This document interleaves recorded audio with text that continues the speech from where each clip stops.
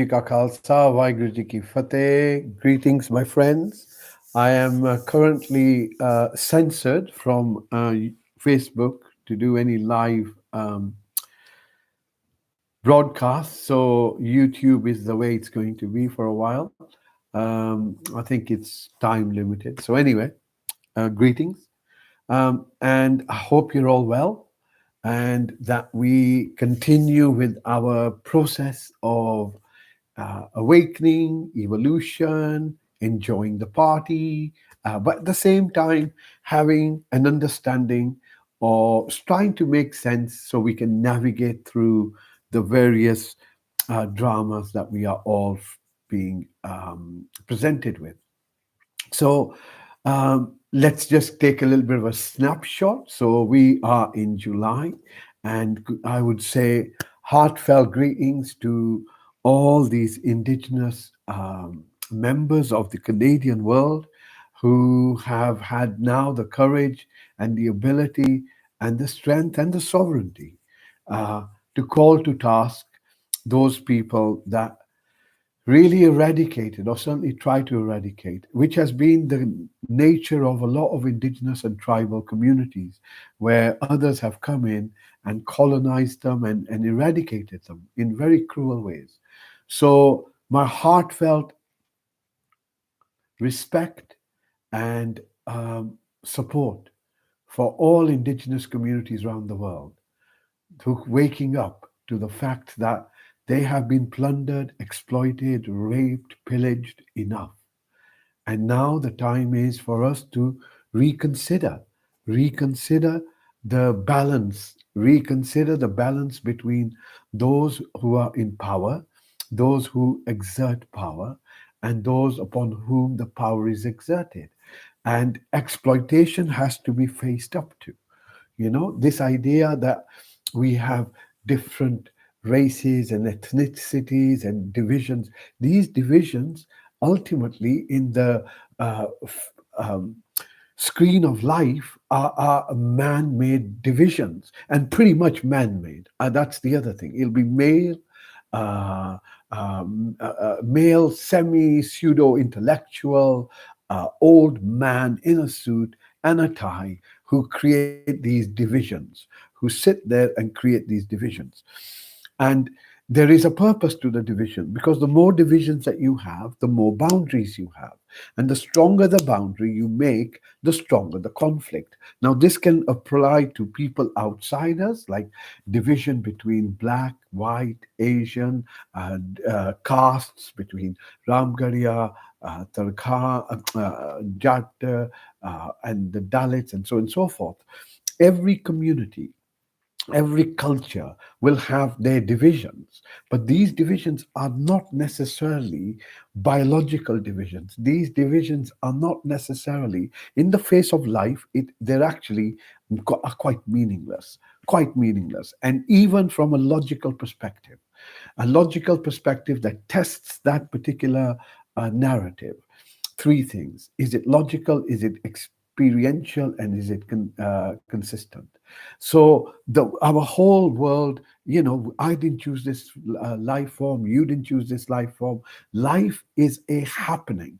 In fact, all existence is a happening, and I keep returning to this in order for us to recognize that we are this happening of a greater uh, um, subs, substrate, a greater foundation from which the happening is emerging and submerging in. So it's like the ocean and the waves. And so the wave isn't a thing, it's a process, right? So it's important to recognize that. And if we look at life, all life follows the same process. All life is subject to the five elements, solid, liquid, plasma, gas, and ether, space. And space isn't empty. It has to be understood that the fact that it's been defined as space and that word connotates emptiness, it's actually not empty. Ether is a very real substance known as Akash within the worldview that I come from. That is within which the primary element within which all the other four elements can coexist. So, recognizing that life and existence is this process that is made of these five elements which are interacting with one another and consistently being replaced and renewed and replaced and renewed, but never accumulating, never diminishing. It's always a closed system. And within that, we recognize that yes, it's logical because it's experiential and it's consistent, meaning that if I look at it now and I look at it in a moment now, it's always there. So this worldview stands. This worldview stands. And if you then apply those same criteria to any other worldview, whether it's critical race theory, whether it is divisions between gender, whether it's divisions between sexes, and there's a difference. Gender are mental constructs based on biological expression, right? But actually, sex only comes in duality, right? It's only, because existence, oneness, can only express itself in duality, and therefore duality has to have the polarity, and the polarity is male female or masculine feminine. And from that, we have a whole range of other dualities that are expressed in existence. So these are just a fundamental nature of existence. And therefore, if we apply these three questions, is it logical, consistent, and experiential? You can test any worldview, and that will tell you how much truth is in that idea or that theory. So it's a useful tool for us to have now. So, where are we now? In as a check-in, we're in July, and as we said, July, August, things will become hot, not just seasonally, which Canada and other parts of the world are starting to now experience. Um, but also the fact that the energy is becoming more volatile. Now, what do we mean by that? So, what do we mean by energy? Meaning that the expression, particular kinds of thought forms, are starting to dominate now. And these thought forms may be like, let's, for example, take the thought form, the community, collective consciousness that's emerging with the discoveries of the awful stuff that took place in Canada against the indigenous people. And similar things happen to Kenya, etc., as well, where I come from. So when we look at that thought form is something that's here now, but wasn't here as visible, say 2 weeks ago. So the energy has shifted. And this energy that is shifting has the potential. So let me understand. So it's a first thing to understand is that it's a fractal, right? So the collective consciousness creates a fractal, a set of frequencies which are vibrating in a particular way, and the more focus we give it, the stronger this fractal becomes and begins to take its own unfolding, so to speak. Well, that fractal has been created, it's very strong, and it is gathering more attention around the world. And therefore, we can anticipate that this energy will become this way of thinking, this way of questioning will become more and more paramount. And with it comes big questions about how do we handle those that have and are perpetrating such awful crimes against humanity. And it's not about violence, it's not about aggression, it's about re-education. It's about allowing individuals to first find their own sovereignty so you can then help others discover their own sovereignty. You don't give it to someone, you discover your own sovereignty. And the process that we have been going through, deconstructing the illusion of our reality, the meditations, the consistent going back to that place of peace, stillness, security, safety, and silence. Because in silence there is transmission, and we are starting to learn as we are practicing this more and more. The collective energy, whether there's two of us, in fact, my worldview tradition says one alone, two, 11. So, I mean, when there are two or more, this you cannot emphasize how much that collective consciousness, the collective vibe, the collective silence has an impact, has a strength, has an intensity. And so when we do a collective group of us, 20, 30, 50, 100, however many, that collectiveness, that contribution is of so much value to many who are unable to experience even a moment of contentment, a moment of peace, a moment of just stepping back, resting, regaining, restoring, whatever words you want to use. These are very kind of egocentrically self gratifying words, right? But behind this lies much, much more, which is that when you go beyond the sense of self and sit and reside in that sense of stillness and silence, you begin to recognize. I say you begin to recognize, but it's more about um, the the alignment of sense of oneself with the ocean, with the unfolding ocean in the present moment. And in that moment, the rain is just as beautiful as the sunshine. The clouds are just as beautiful as the blue sky. It's starting to then learn that all is exactly as it needs to be. This allows us to cultivate a sense of safety, security, most importantly come out of this fear based narrative that is constantly being shoved down our throats.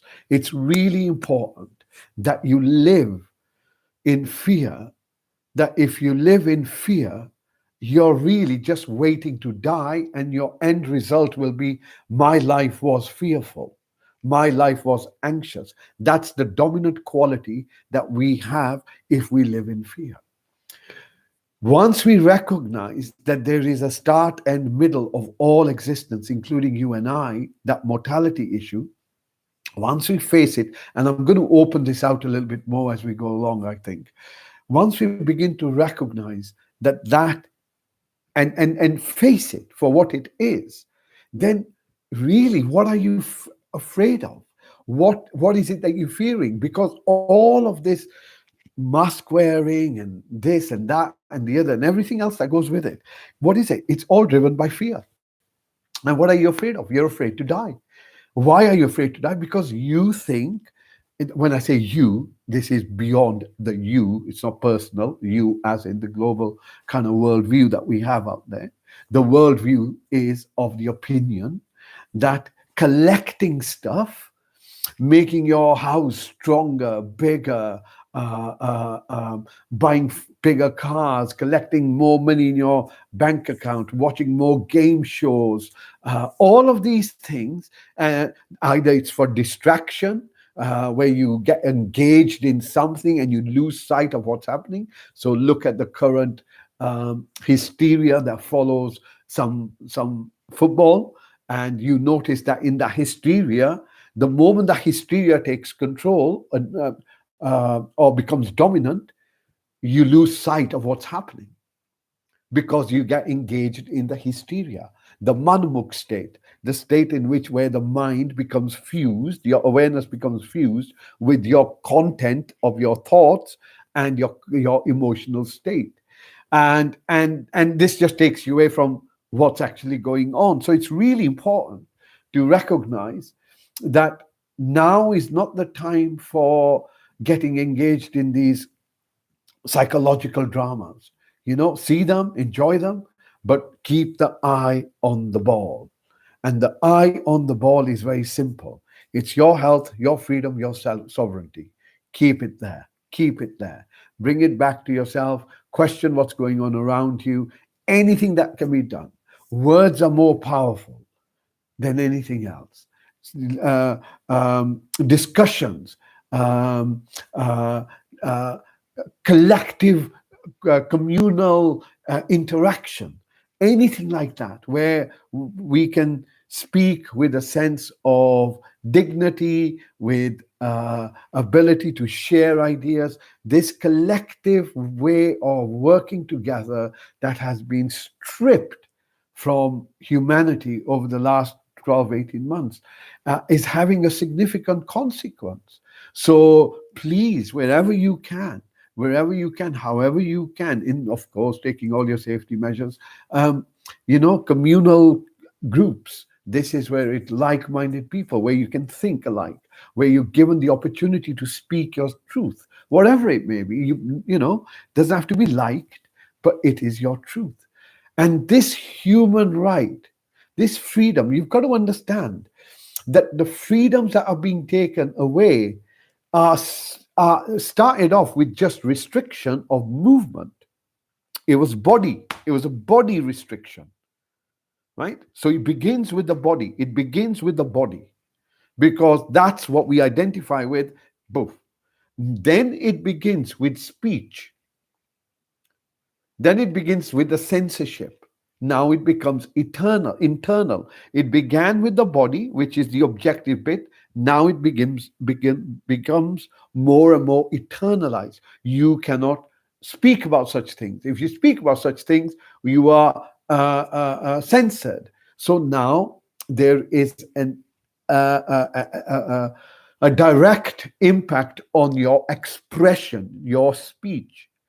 But now it's moving even a bit further, in which it is now thinking that you have to be reprogrammed to think in particular ways, whether it's to do with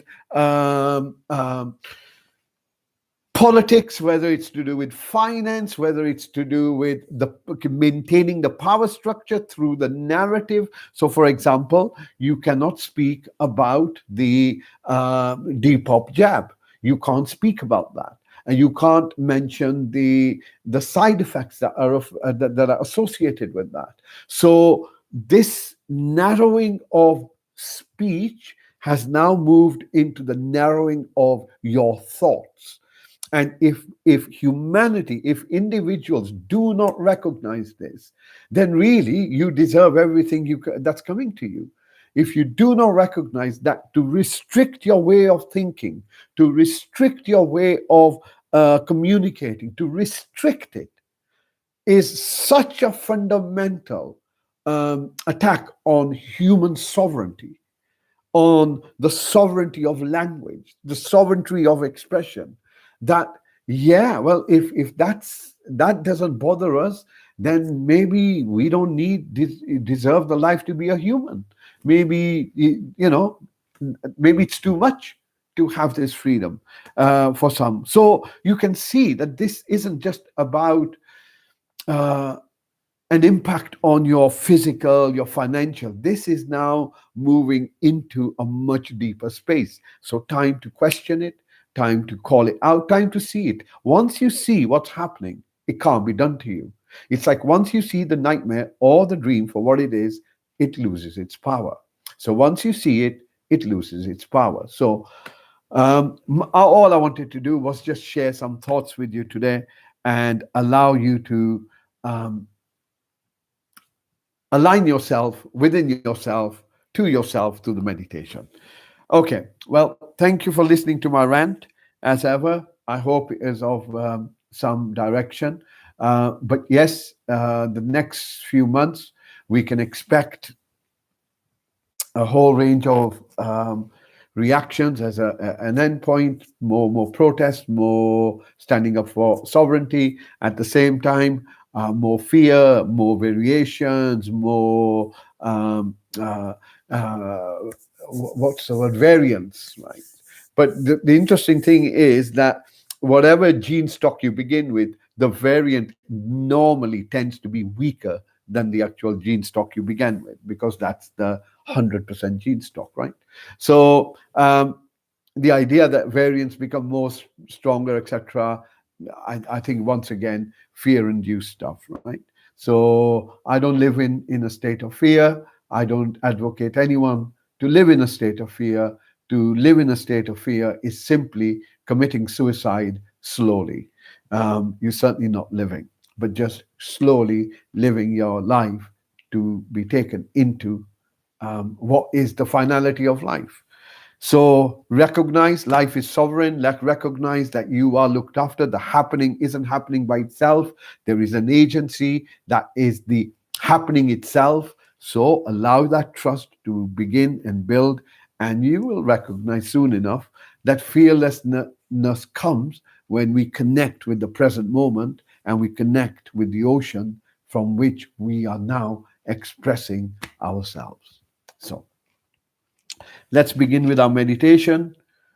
So just allow yourself to loosen up a bit, closing your eyes and closing your mouth, unless you can, nose is blocked, in which case you can, of course, breathe through your mouth. And pull your shoulders back, allow the chest to open. And if you pull your chin in a little bit, you'll find the back of the neck stretching. So just indicating that we are beginning to adopt the posture. Moving now to your lower posture, come to your chair, your seat, and allow yourself to recognize how well you are supported at this moment. And how do you know you recognize it? Your body relaxes a little bit because you're not going to go anywhere. Notice where the body makes contact with the chair or the seat you're on. And you will begin to notice that this part where the contact happens, you can sense some sensations. Yeah, so see if you can bring your focus on the sensations themselves. So our intention at this stage is simply to note what's going on within ourselves. Once you've noticed the sensations, bring your focus upwards towards your hips, towards your waist.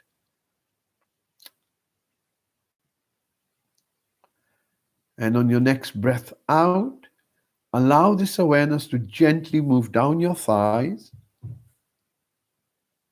towards your knees.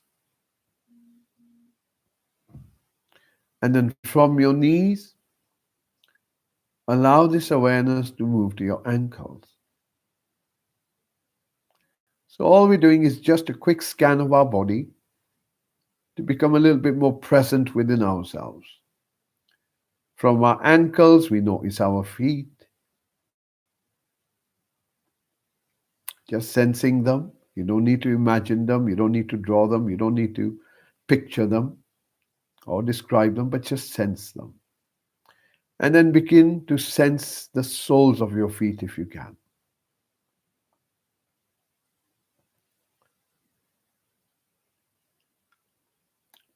And then from the chair or wherever you're sitting, bring your focus there again. And this time, let's notice the back. So you begin to notice that the back is straight and upright, that your shoulders are not hunched but relaxed. As you breathe in, bring your focus up towards your lower back, sensing anything there, up towards your middle back, up towards your shoulder blades, and then getting to your shoulders.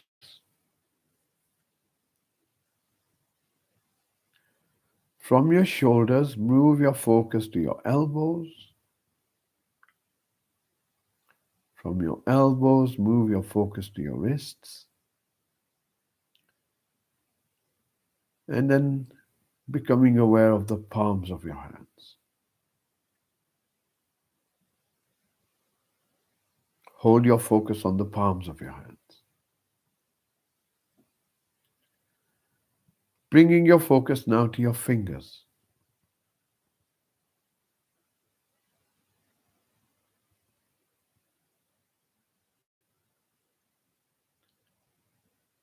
Next breath in, bring your focus to your eyes and notice the darkness.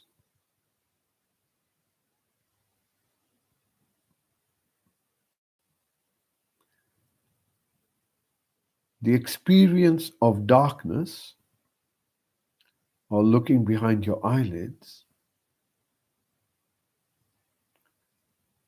is being experienced as awareness,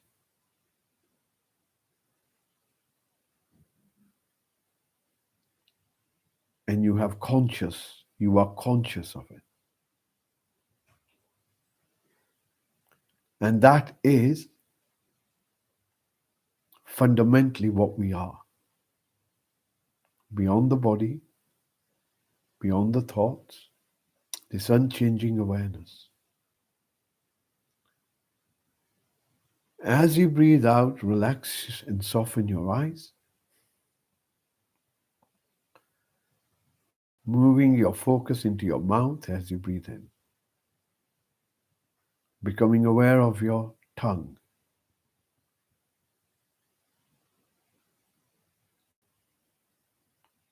Scan your tongue from the back, allow it to soften. Notice the sensations on the roof of your mouth.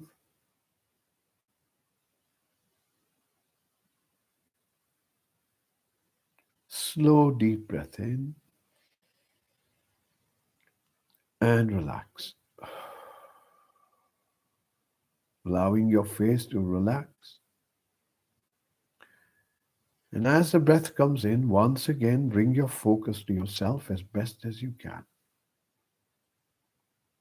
Notice your posture.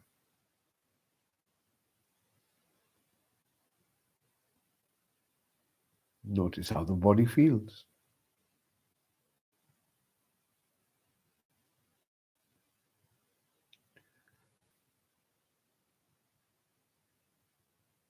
Are there any thoughts there?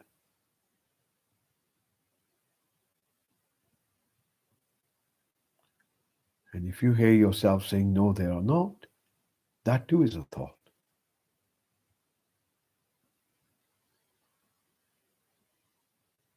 Are there any thoughts there?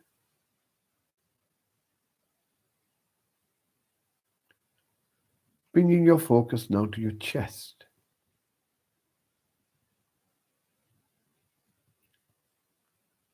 Notice if your chest feels tight or if it feels open.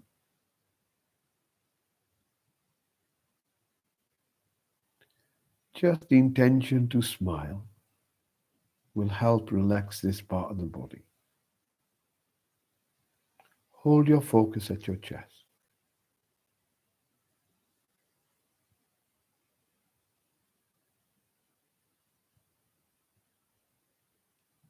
See if you can gather your awareness all together as best as you can at the chest.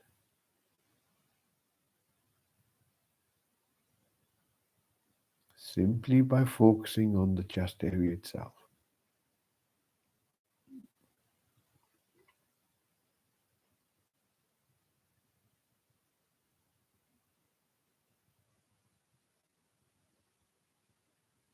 The longer we hold our focus there, the more awareness gathers,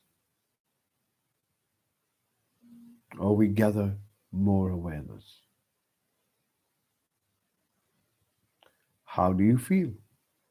Right this moment, how do you feel?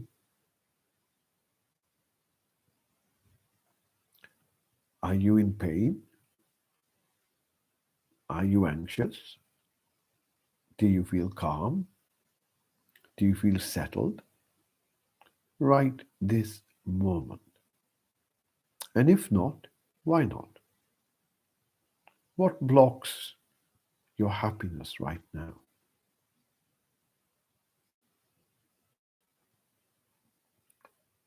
Is this moment enough? How do you feel?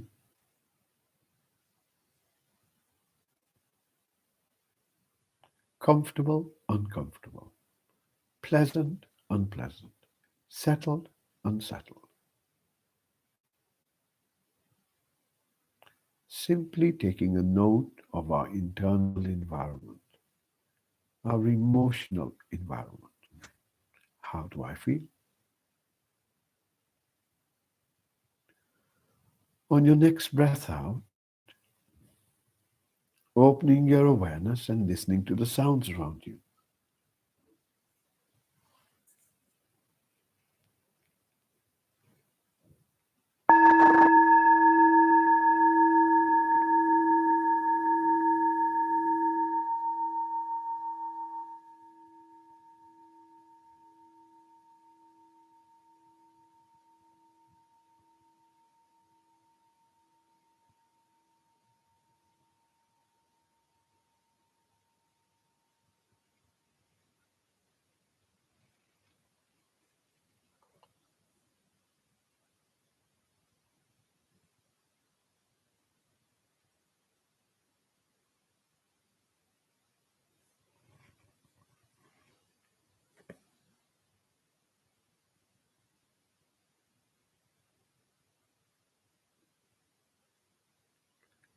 Notice the silence.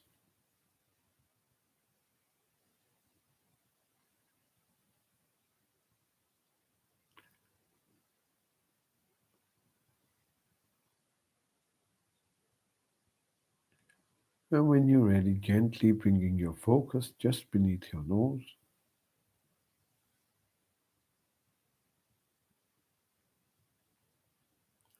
Begin to watch the movement of your breath,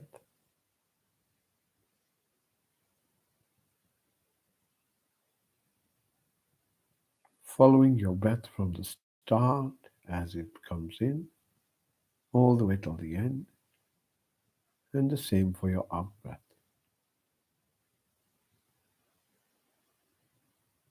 Being with the breath.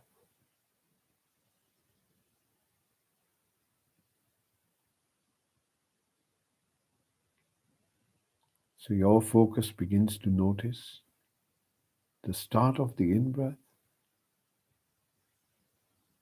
how it changes all the way till the end. When it finishes, stops, there's a gap, and the out breath. Stay with it from the start all the way till the end as best as you can.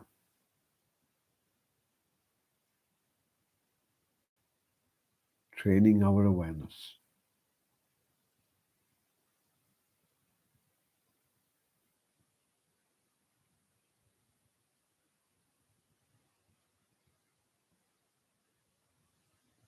Stay with your breath. Allow the breath to breathe by itself.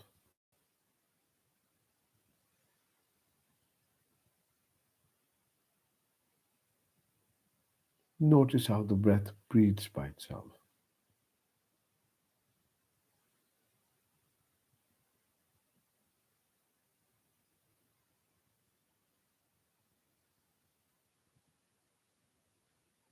How does the in breath differ from the out breath? Can you notice the difference? You don't have to put it into words.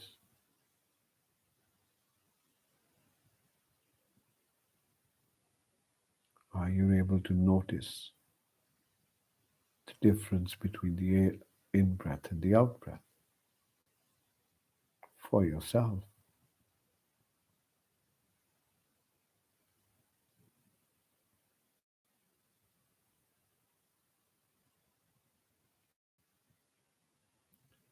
And now moving your focus with your out breath all the way till the end until you notice the tiny little gap before the in breath begins. See if you can notice that. Following your out breath all the way till the end.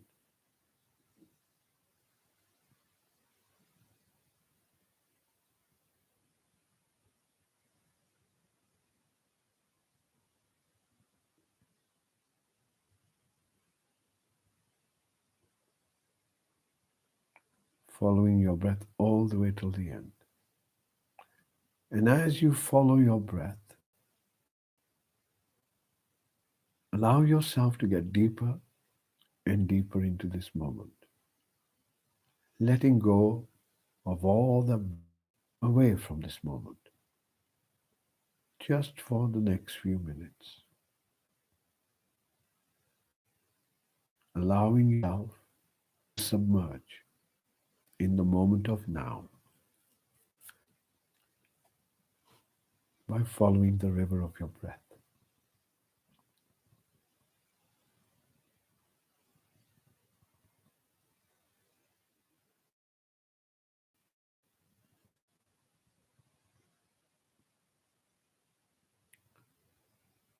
Notice how the breath is changing.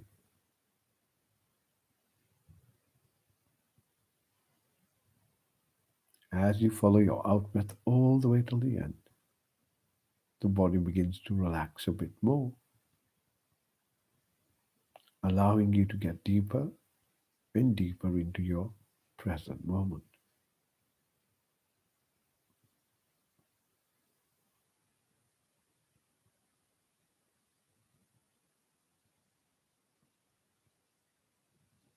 And all that exists in the present moment.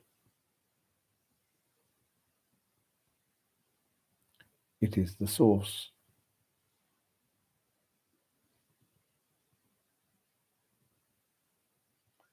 The present moment is a happening.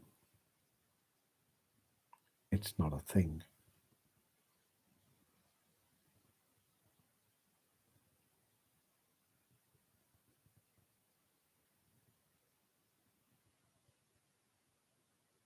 Stay with your breath.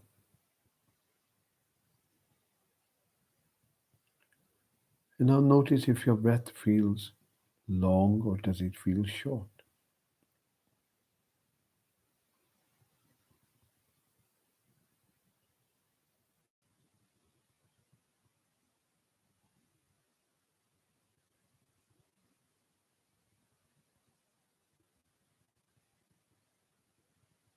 Stay with your breath. Does your breath feel long or does it feel short?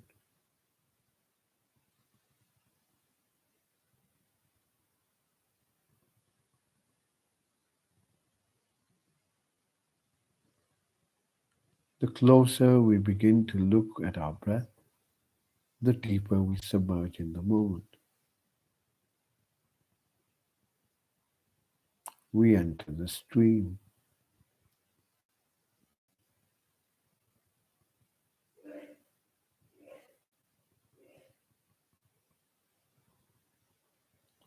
Does your breath feel fast or does it feel slow?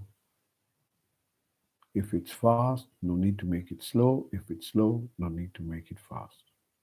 Things are the way they are.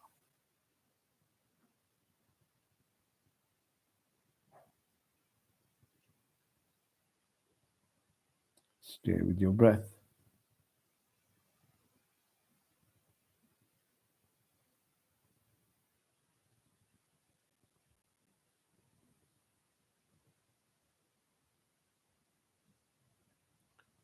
Does your breath feel light or does it feel heavy?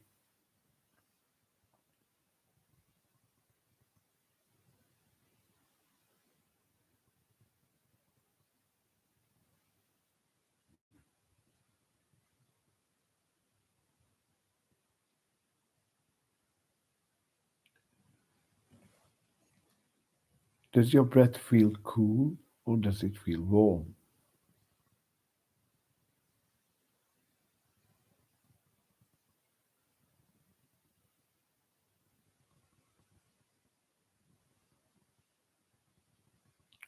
Stay with your breath.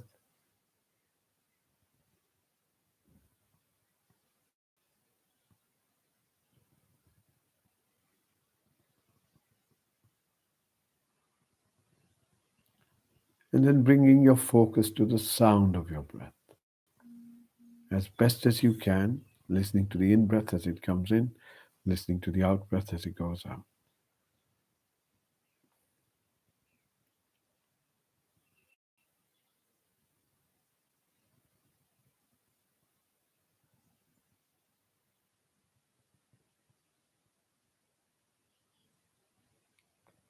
Listening as intently as you can.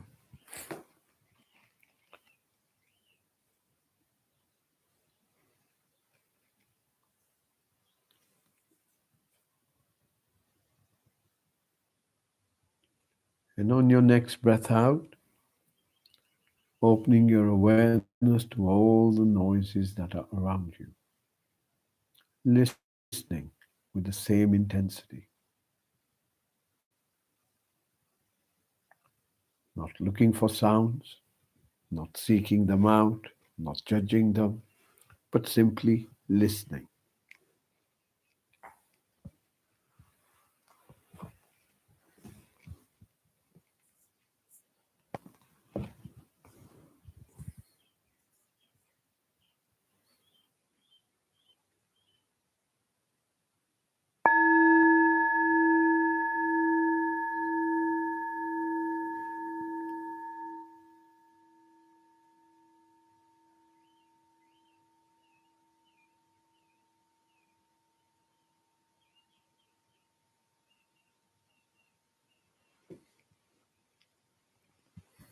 Allow the bell to take you into the silence.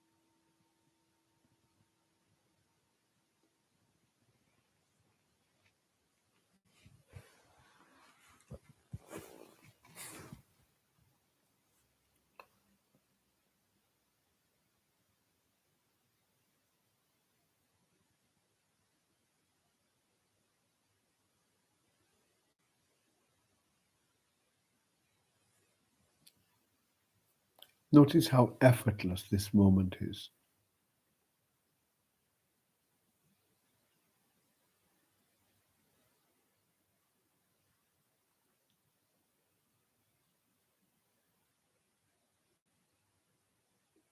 The timeless nature of this moment.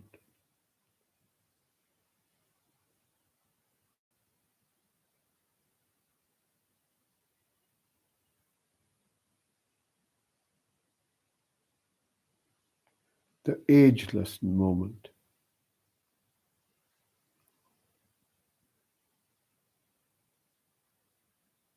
Eternally now.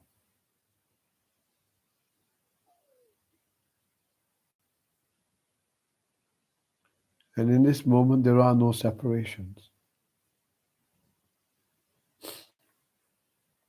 There is a wholeness. Wholeness means health. Wholeness means complete contentment.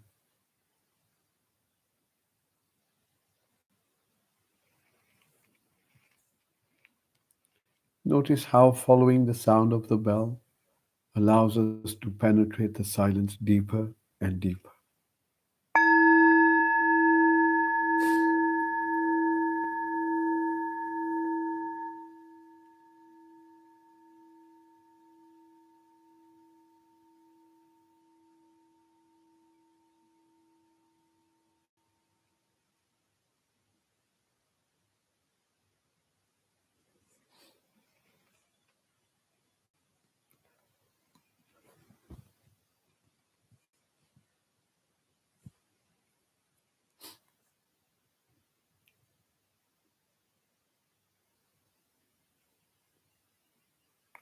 From this expansive, infinite moment of peace and serenity,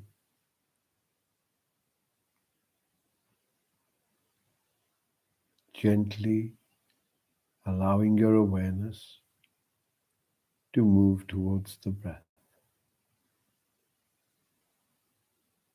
becoming aware of the movement of your breath.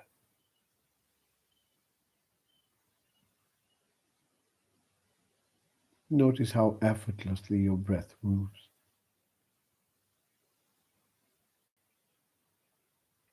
Everything is in balance.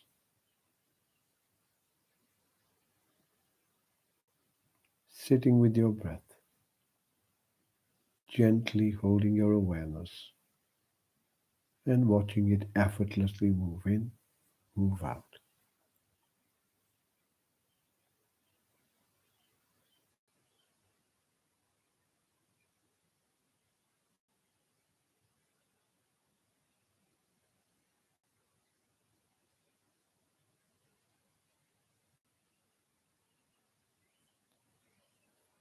On your next breath out, expanding your awareness to include your whole body as best as you can.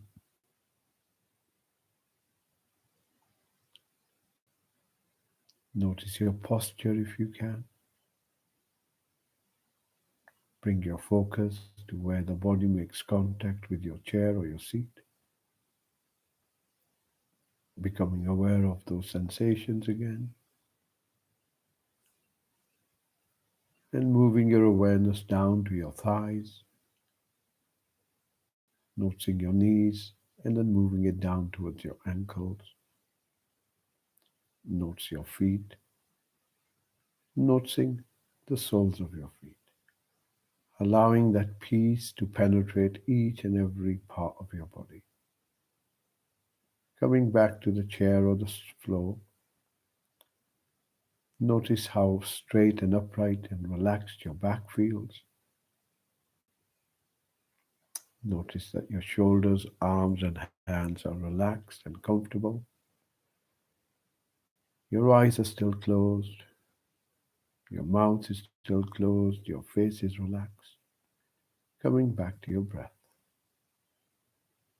And now, as the breath comes in, you sense your body. As the breath goes out, you sense your body.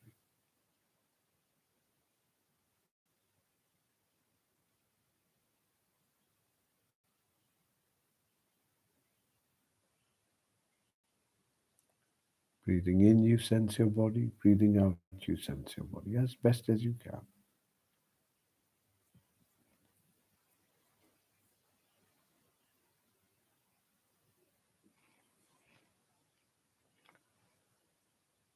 When you hear the next bell, use this bell to draw a few deep breaths in, and in your own good time, opening your eyes.